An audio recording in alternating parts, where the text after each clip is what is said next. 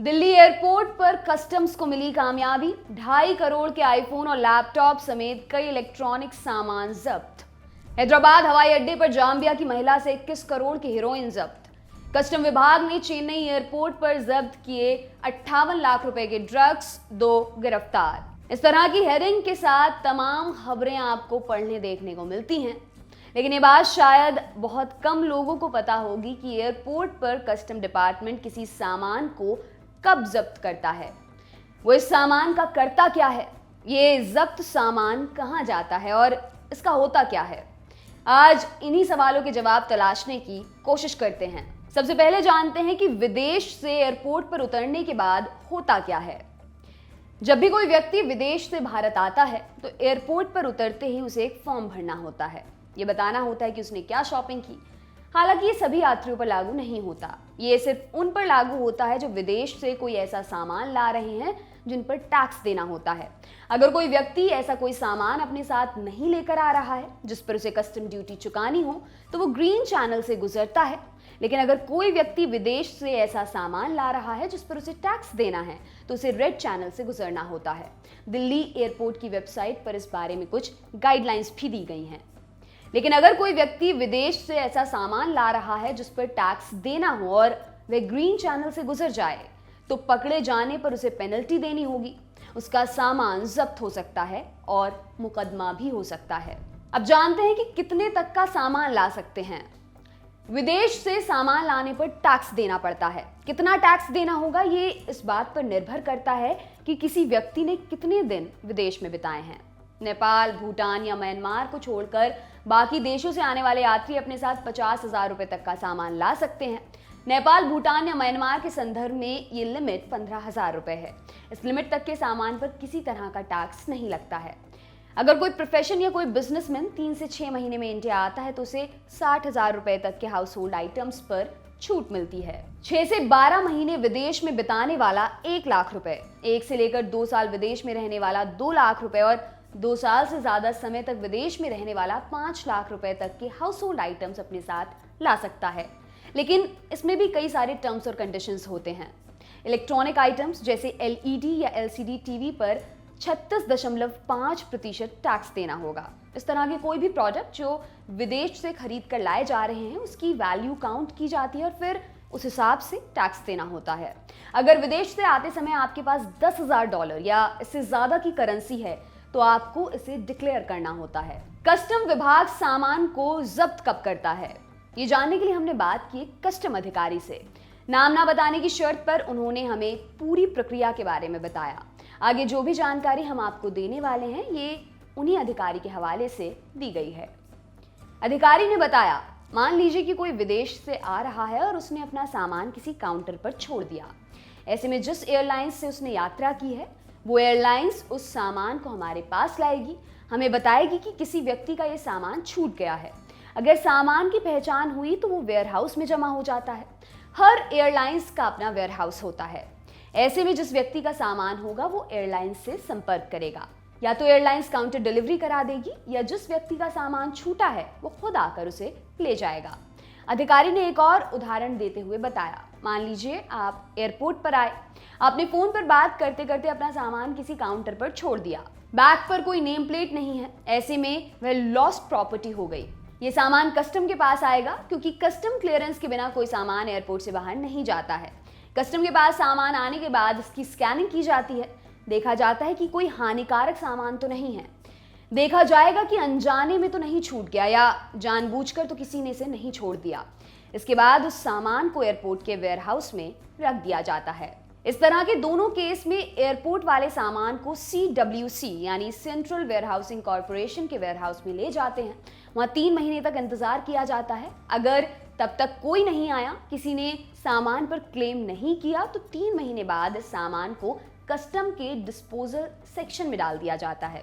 वो सामान की नीलामी करता है। इसके लिए कमेटी बैठती है, हर आइटम को नोट किया जाता है, उसकी वैल्यूएशन की जाती है और फिर उसका ऑक्शन किया जाता है।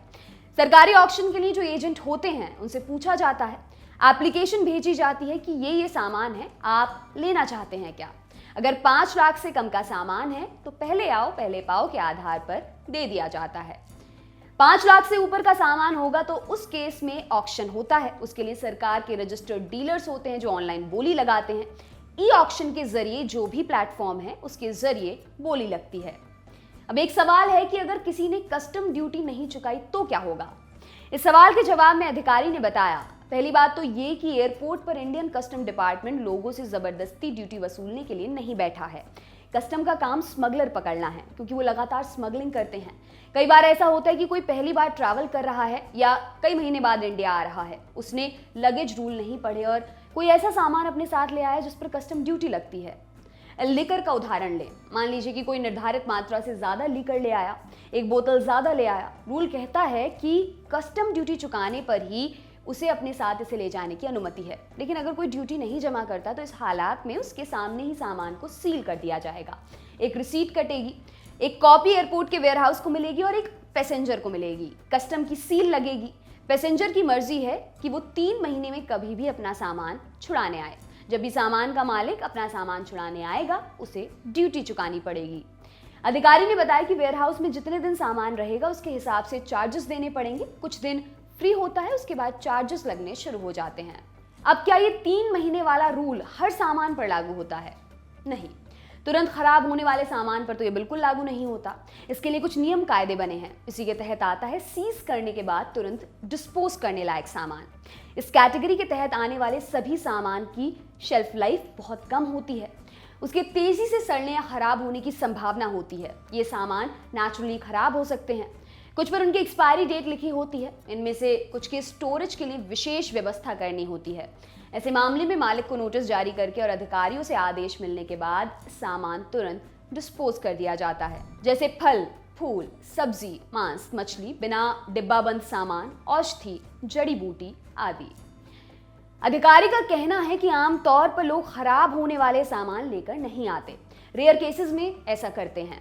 जैसे कोई बैंकॉक गया, उधर से 2 कार्टन सब्जी ले आया। अब हमें पता है कि सब्जी है, ऐसे में उसको वार्निंग के साथ छोड़ भी दिया जाता है। स्मगलिंग के सामान का क्या होता है? वापस लौटते हैं उन न्यूज हेडिंग्स की तरफ जिनका जिक्र हमने इस रिपोर्ट की शुरुआत में किया था।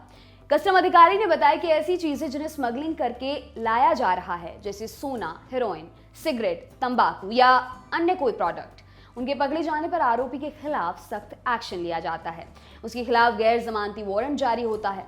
स्मगलिंग के मामलों में केस चलता है, इसका निपटारा होने में 3 से 4 साल लग जाते हैं। स्मगलिंग के मामले में अगर कोर्ट ने बोल दिया कि आप इसका ऑक्शन नहीं करेंगे तो ऑक्शन नहीं होता है। ऐसी चीजें हैं जैसे सिगरेट, तंबाकू, हेरोइन, तो इन्हें जब्त करने के बाद प्रॉपर तरीके से नष्ट किया जाता है। नारकोटिक्स कंट्रोल ब्यूरो की उपस्थिति में उसे डिस्पोज किया जाता है। इस मामले में प्रॉपर ऑर्डर निकलता है, कमिश्नर ऑर्डर निकालते हैं। अधिकारियों की मौजूदगी में सब चीजों का डिस्पोजल किया जाता है। सरकारी एजेंसियों के ग्राउंड में जाकर सामान जलाया जाता है। सोना पकड़ा गया तो क्या होता है?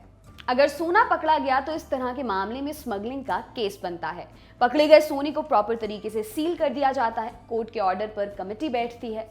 कई अधिकारियों की मौजूदगी में गोल्ड पर फैसला होता है। इसके बाद गोल्ड इंडियन ट्रेजरी में जमा करा दिया जाता है। एक और बात भी जान लीजिए, अक्सर आपने सुना, पढ़ाया, देखा होगा कि वला के दोस्त ने विदेश से गिफ्ट भेजा या विदेश से गिफ्ट के नाम पर कस्टम ऑफिसर बन ठगी की। कस्टम अधिकारी ने बताया कि अगर विदेश से इस तरह का सामान आएगा तो कस्टम में आएगा ही नहीं, कार्गो में जाएगा।